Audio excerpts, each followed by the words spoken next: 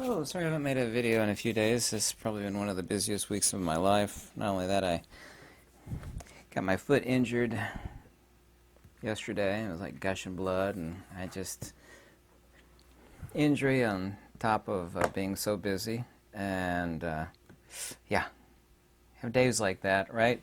I like talking about things that never make the news too, but specifically a few things. In this video, I made a prediction earlier today. I got some inside information from a buddy, and it turned out to be just under 2 hours before any first reports hit. He told me that things would actually kick off on strikes, and they've already started. He said, the same person gave me the inside info that nothing that had been happening up until the point of making this video, which is about 5 hours after it had been acknowledged that strikes have occurred, is being done by the United States rather by Israel, and generating a fog of war. Whether that's true or not, I don't know, but once again, he's been 100% right on his predictions, and that is the case this time. Supposedly, as of right now, here at 8 p.m. Eastern Standard Time on this Friday, there have been 85 targets hit so far in 2 countries, in Iraq and Syria. I don't know how effective we're actually being, and they're never going to let us know. It doesn't matter how long it is from now. I don't know if we're just turning sand into glass, or how effective what we're doing is. I don't want to speculate on that, and not very interested in speculation. You can make intelligent conclusions based upon given information. No person that would ever carry water for any aspect of the government, namely our government specifically, but I've heard a lot of people talking about delays, like, since what happened to our soldiers about a week ago, that there's been too long of a delay, and I've heard a bunch of generals, people that you'd think would be on the know, retired generals. A lot of these people are just yes men, but nobody ever makes it to general unless they do an enormous amount of backside kissing, and or they're incredibly intelligent. But once again, even though I don't carry any water for this administration or any government, you have to have time to get your ducks in a row. What this suggests and smacks of, since it was not a 72-hour or less response, is that there's been a whole lot of pre-planning going on. There's an enormous amount of assets over there to do absolutely anything and everything, and so far there's been no naval involvement.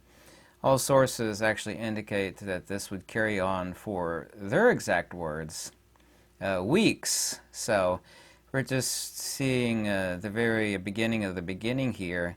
But all this complaining about a delay, 99 times out of 100, anytime there's been a delay from something happening and the absence of immediate response, is not indicative of getting assets for kinetic response. I think you know what that means, in place, rather getting your ducks in a row as far as planning and logistics go. So the longer this carried on after 72 hours, and it's been like 72 hours plus 4 days, this suggests that there's a wider, theater-wide action going on with this, and their admonition to us that this would go on for weeks seems to indicate that. This is the first time since 2008 that I'm aware of that B-1B aircraft, I don't know if you're familiar with those, but they carry enormous payloads, have flown from the United States. They have incredible ranges, and I think they have mid-air refueling capability. First time since 2008 that they've flown from the United States to the Mideast, and they were dispatched. I don't know how many missions they've carried out one way or another, but it's been confirmed that they've been dispatched. Since this is an election year for El Presidente, or what the Espanol people would say, El Jefe, the response is either going to be very limited or very extensive. They are extremely worried about striking to the heart of where this source is from, and we all know the country that we're talking about, because that would affect oil prices, and that would take an already bad situation and totally upturn the apple cart on this. Also, too, this is a great media diversion. for gross negligence and incompetence at the highest level, but I'm not interested in speculation or personal opinions on that because everybody can provide that. You're supposed to have an intellectual discussion back and forth or a round table about what we can actually determine given facts and also to the position that we're in, this being an election year. But this delay suggests a whole lot of pre-planning. I've had people have gone, people that watch me have gone absolutely full tilt on asking me about finding land here in Kentucky. It's gotten to the level of almost ridiculousness, which actually says a lot. People are in a mode, and I'd like to report a couple of things here in a second about some inside information I've got from a couple other places. And I've actually confirmed that on one of these fronts. You could say by itself it means nothing, but you actually take all these things into a conclusion that you were looking at one thing and one thing only. That's a total slow roll reset. However, things are rolling faster, and everybody kind of knew that things would be rolling faster this year, and so far they have, even though we've only got 1 month under our belt in 2024. New reports are that 27% plus of Americans have absolutely zero money in their bank account. They're basically carrying either a zero or a negative balance in their bank account. Over 50%, I actually think it's somewhere around 60%. They say over 50, I'm saying 60. It's probably higher than 60 of people are teetering literally on the very edge of total bankruptcy. Credit card debt has been astronomically high for the past year and a half plus, and now it's completely off the hook. I have myself no credit cards. Some people actually judge who they are vis-a-vis their credit score, and that's absolutely ridiculous. That's judging how important your life is via how many Instagram followers you have. It's an equal type of absurdity.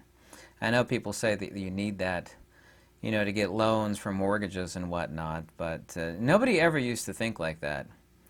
Kind of one of the brilliant things that I heard in Simplicity is Divinity is someone said that if the food didn't exist 150 years ago, you absolutely, no way, no how, should considering buying it or eating it. It's like, well, that's really brilliant. And if people didn't really stress about it, 50, 100 years ago, you shouldn't either. Either? Yeah, I'm going to edit that out of this video. I see a lot of people worried about things that they have either no control over, and these are stressors. We shouldn't say stress. It's inaccurate. We should say actually stressors. And these things are operators and stressors on people's lives that should not be. If you got a warm blanket, a roof over your head, and some food, I mean, people in the age of depression, that was, you're doing good. People are really worried about a lot of things that they should not be worried about. El Jefe, or El Presidente, oatmeal applesauce, as I will call him, is screaming and demanding about 48 hours ago that grocery stores lower their prices on astronomically priced food. I don't know if someone's going to let him know this or not, and I know this is an election year, but it doesn't work that way. Grocery stores, some la-di-da stores actually charge a lot more than others for the same item, but grocery stores don't work that way. You can't. Does he even have any clue where groceries come from? I don't think most people know that their food comes from farms, and I don't think this guy has any idea that you can't demand grocery stores lower prices. It doesn't work that way. Here's the fact, and you could think this is political, but it's actually not. I'm not interested in either side. I really am not. Serious logistics are that the orange-haired boy, as I'm going to call him, is now basically the chosen one for the repubs. But he has, and this is not my opinion or feeling belief, and the only reason why I mention this has nothing to do with politics. It has to do with the trajectory of the country. He has absolutely zero chance of making it even, not saying over the finish line, as well. He has zero chance of even getting over the finish lines. It's just not happening.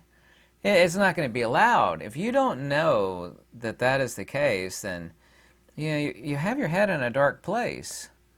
I mean, you really do. And I'm not saying this because I care about him. I certainly don't care about El Presidente oatmeal applesauce. I don't.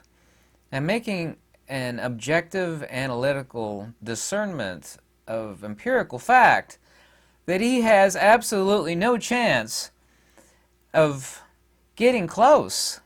Every roadblock in the world has been thrown in front of this guy, and I don't care, you know. I don't have a red hat. I'm not rooting for either side. If you're interpreting what I'm saying the wrong way, that problem lies on you. What I'm saying is that if you run unopposed, this is the stuff of banana republics. You know, you have your opposition, the Tanya Hardinged. You know what Tanya Harding mean? You know, that's where they whipped out the stick and wham! No, it was the other person that did that. She paid somebody to take a stick to the other girl. You're taking somebody out so they can't compete. That happened to Tanya Harding. She's not the one that did it. It happened to Tanya Harding. I mean, that's really huge. And I don't care what you care about politics one way or the other, and I really don't. But politics should be like children. It should be seen but not heard. I mean, all these people are evil and crooked, and they talk out about... And that's not even the point. I don't care what side you're rooting for. The implication and the weight of that, the kinetic weight of that fact, and it is an undeniable fact. If you don't admit to that, then something's wrong with you, because it is a fact, is absolutely off the Richter scale. So what's going to happen in the next few months is anybody's guess. I can make some speculations, but I'm not really interested in doing that. I have a buddy that works at Sportsman's Warehouse. It's kind of a eastern thing. They're all over Georgia and Florida and Kentucky. It's kind of like I don't know, they carry a lot of hunting and outdoor stuff. It's kind of like that sporting goods store, except they carry a lot of pew-pews and bang-bangs and knives. Yeah, I know it's not pronounced knife. They carry a lot of... Someone humorously called it that years ago, and I kind of humorously call that a bunch of knives. He told me that a mandate came down from corporate to everything in the back as far as freedom seeds and zombie apocalypse related stuff cannot stay in the back. It all has to be pushed out front. I noticed they were rearranging the whole store. He said, just go look at the website. And I don't go to look at the website, but I did look at the website a few hours ago and confirmed it. He said that they ordered in a gazillion tons, this is an exaggeration of course, a gazillion tons of freedom seeds, and he said that the run that's been happening on the store, this is a guy I've known for years, works at Sportsman's Warehouse, back in the pew-pew counter. Yeah, you know what a pew-pew is? Pew-pew-pew. He said what he's seeing in the past few months, and I knew this was going on, but apparently it's even worse than I thought there, has been off the hook, and corporate has made notice of that. And so even though this was a hunting, camping, outdoor family kind of place, they've shifted their axis to a CW. I'll let you interpret what CW means. A CW slash zombie apocalypse slash bunker mentality of what they're going to emphasize, what they're going to carry a whole lot more of. And of course everything's about the bottom line, which is fine. I mean, corporations work off of the bottom line, but you said the whole corporation has shifted its axis, and it was a huge mandate from 2 days ago from corporate. And I confirmed. He said, dude, go check out the website. And I did, and he's right. It used to be all like camping, hiking, backpacking, outdoorsy stuff. No, no, no. You know, it's still got that stuff, but the emphasis has changed. So you make of that what you will. This is confirmed too. I saw the radar for this. This is a radar out of Dallas, Texas. I don't know if you know this or not. And by the way, you probably may not know this or not. Someone from the glitter manufacturing factory was talking about this years ago. The largest buyer of glitter, you know that stuff like, yay, glitter. The largest purchaser of glitter, like 95%.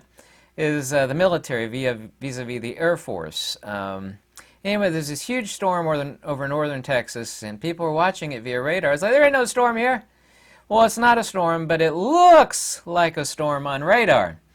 So if you tap into the radar anywhere around the world, you can't see movement of military craft, and it hides a lot of stuff. It's kind of like throwing out a smoke, you know. This is an air blower, by the way. Psh, one of those smoke things. It does the same thing for aircraft. That's the reason why they buy a gazillion tons of glitter. The military is dropping tons of aluminum-coated fiberglass and also aluminum out of the sky. It was a storm. It reached from 3/4 across Texas from one side to the left. It looked like it was about 100 miles wide. How much fiberglass and an aluminum-coated fiberglass and aluminum do you have to drop out of the sky that it looks like a mega storm cell? This happened not too long ago. I just didn't know if you knew that the military buys a gazillion tons of glitter. They use it as chaff to hide aircraft. It's basically an invisibility cloak for aircraft, if you don't know that. You want an invisibility cloak for aircraft? Of course, we have that special skin. I've had my hands on it once. It was a Stealth 117. It was at Wright-Patterson Air Force Base up in Ohio. That's before you couldn't even get close to it. I had my hands on it. It has a unique feel to it. It kind of feels like a semi-porous membrane that stretches over across to that mega-million-dollar aircraft. There's that type of stealth, but I mean, it still shows up. But true stealth, invisibility cloak, is this stuff, and they're dropping out of the sky all over the place. We could talk about chemtrails and all this other stuff, but this is something that's actually confirmed of what they are dropping out. And that is appearing more, but that happened recently, and I don't know if that's for removing military assets, because every country watches our radar and our aircraft, and if you want to hide aircraft, you just have a stealth cover for it, which is enormous amounts of aluminum, i.e. glitter, chaff. This is very, very unfortunate. An enormous amount of people. It's gone from 3 or 4 a year, to roughly 3 to 4 a month, where people are leaving comments, and I got one yesterday, and I tried to talk the guy down off the ledge. I don't know if I did or not, and I have no way of contacting him via email because he just has a user ID. People are talking about, I should use the SUICI, but the algorithms are always listening. People are talking about taking themselves out. Very, very horrible. I mean, I read every comment, and I tried to talk the guy down. He's telling me a story, and the last part of the story is like, I don't know why I'm telling you this. I feel like I have nobody to talk to. I've saved a few people's lives in the past, and that's a really awesome thing. You can't save them all. I don't know whether I did or not on this guy. I have no way of directly contacting him. But I'm telling you for a fact, and I do read every comment, which, has benefits, and, this has benefit too if I help the guy. But it's gone from 3 or 4 a year comments like that to 3 or 4 a month. So you make of that what you will. Right now, the United States government is fear-mongering big time about China causing, cyber bang-bang on the United States. FBI director, of course, I have no respect for the FBI, warns that Chinese hackers are preparing to wreak havoc on critical U.S. infrastructure. False flag. False flag. Could be. That's pure speculation, a little bit of humor, but both, actually. There was a blackout yesterday, the day before yesterday, in Toronto, and I don't believe this from the government, just as I don't believe anything out of the Canadian government, which is, way worse liars than the United States ever was. I can't believe the horrors that are coming out of Canada. They blamed the whole blackout on much of Toronto on a raccoon. Even if a raccoon planted himself on top of a transformer and the transformer blew, there would still not be a cascade effect that would take out the entirety of Toronto. Yeah, but that's what they're blaming it on, so there's a big blackout in Toronto. Recently, and I don't know if it's still going on, thousands of people piled down at southern Texas. It sounds like a great location for a false flag to stand up for the Texas government, and there are 25 other states currently that are sticking up for the Texas government since the Supreme Court ruled against the Texas government and with the federal government that they can take down, the wire, the razor wire. Everything's kind of building to a head, kind of like when you're back when you're a teenager and you like ignored a zit. And I didn't have actually many zits when I was a teenager, but see a zit building and it's about ready to pop. Kind of feels like it's going that way in the world right now, very unfortunately.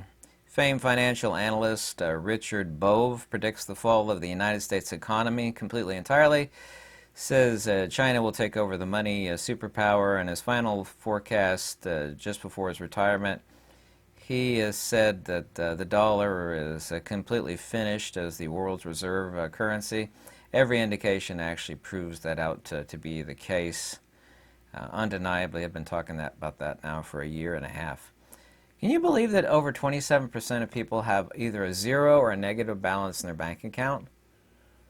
Isn't that unbelievable?